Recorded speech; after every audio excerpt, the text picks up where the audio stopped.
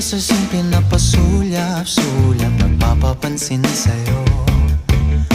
Umabot sa palitan ng mga mensahe, kilig na kilig ako. Kumusta, kain na, hello, magandang umaga. Ingat ka, pahinga, huwag kang masyadong magpupuyat pa.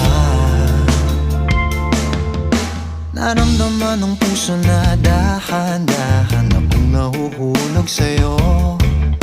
Sa kada araw natin na pag-uusap, meron nang